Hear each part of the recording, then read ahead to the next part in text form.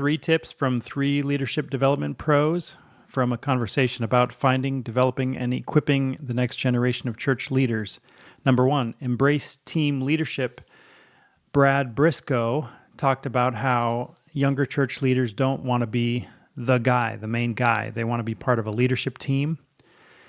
And I think that's a good insight. It rings true to me. It's worth bearing in mind when asking younger leaders to step up into leadership responsibilities. They would like to be part of a team effort and not just be the main guy.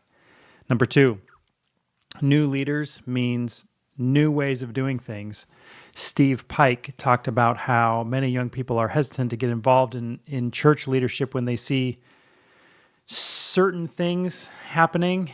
He specifically mentioned, number 1, the church's message being co-opted by a political message, and number 2, a church that is like a performance. They don't want to come to a performance and say, I've been to church.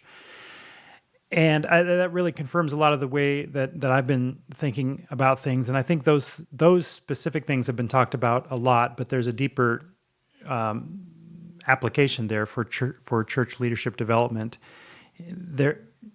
New leaders are interested in doing things differently. And even if your situation or my situation isn't exactly caught up in those specific hang-ups that he mentioned, there are a lot of people caught up in that, but maybe yours isn't. But there's a leadership application there, and it's that new leaders will mean new ways of doing things. We can't simply ask someone to step in and do things the same way that we've been doing them. That's not really the point in the end. We don't want a copy of ourselves. We want new leadership, and new leaders will make changes. New leaders will do things differently. New leaders want to see different forms and different styles. Do not simultaneously expect that new leadership will be raised up and everything will stay the same. That's not likely or feasible or even desirable. And it's actually one of the things that I've been very thankful for in my own church. The elders and the whole church, frankly, have been very enthusiastically open to new ideas. And they recognize that new leadership is going to bring new ideas. I think that's a really important point for existing leaders to realize. Point number 3, you probably won't make it worse.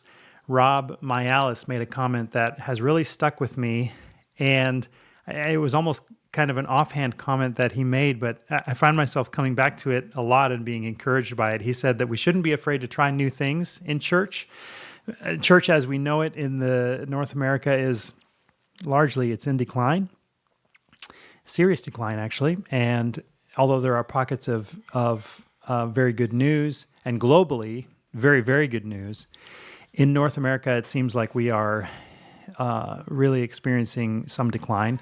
And Rob's comment was that you likely won't make it worse by trying some new things. Whatever we're doing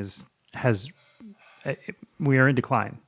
It's probably worth trying some new things, even some bold things, some brave things. Try it. And I find myself coming back to that and maybe being a little bit more ready to ask somebody to step into leadership or try something new than I may have been in the past. I think that's a very good leadership lesson.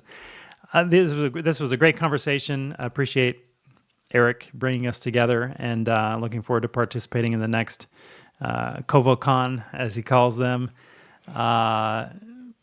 Loved it, and we'll see you next time.